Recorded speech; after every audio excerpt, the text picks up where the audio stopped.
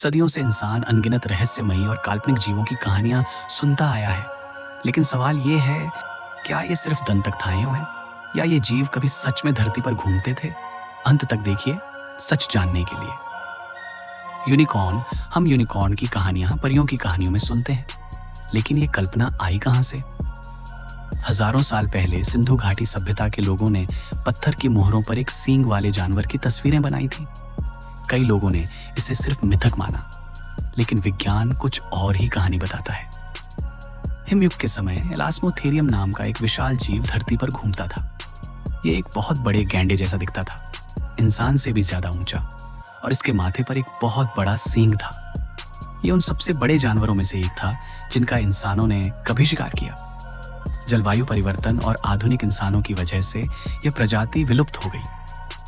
तो शायद यूनिकॉर्न सिर्फ कहानी नहीं थे, हमने ही उन्हें खत्म कर दिया।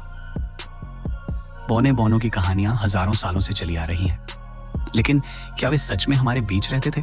करीब 50,000 साल पहले होमो फ्लोरेसियंसिस नाम की एक छोटी मानव प्रजाति इंडोनेशिया के एक द्वीप पर रहती थी। वे बहुत छोटे कद के थे, इसीलिए उन्हें हॉबिट्स कहा गया। उनकी जिंदगी आसान नहीं थी। उन्हें कोमोडो ड्रैगन जैसे विशाल शिकारी जीवों के साथ रहना पड़ता था। वे छोटे कद के यूं ही नहीं थे। जब बड़े इंसान उस द्वीप पर पहुंचे तो द्वीप की अलगाव वाली परिस्थितियों ने उन्हें धीरे धीरे छोटा बना दिया। इस प्रक्रिया को कहा जाता है इंसुलर ड्वार्फिज्म। तो बौने सिर्फ कहानियों के किरदार नहीं थे, हम बस उनसे कभी नहीं मिले। यति और बिगफुट साल 1951 में माउंट एवरेस्ट के पास पर्वतारोहियों ने बर्फ में बहुत बड़े पैरों के निशान पाए। लोगों ने कहा ये यति के हैं, लेकिन 2017 में किए गए डीएनए टेस्ट से पता चला कि ये निशान एक दुर्लभ हिमालयी भालू के थे। तो क्या मामला यहीं खत्म हो गया? नहीं।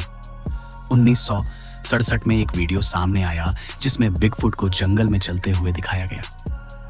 ज्यादातर लोगों ने इसे नकली बताया, लेकिन 2022 में जब उस वीडियो को 4K में दोबारा जांचा गया तो विशेषज्ञों ने कुछ अजीब देखा।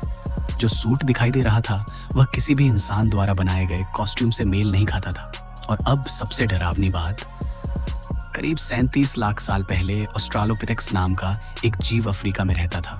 वह सिर्फ 4 फुट लंबा था। उसका दिमाग छोटा था, लेकिन वह इंसानों की तरह सीधे खड़ा होकर चलता था और शायद मांस भी खाता था। तो सवाल अब भी वही है, क्या ये सब सिर्फ कहानियां हैं या फिर मानव इतिहास के वो अध्याय हैं जिन्हें हम भूल चुके हैं?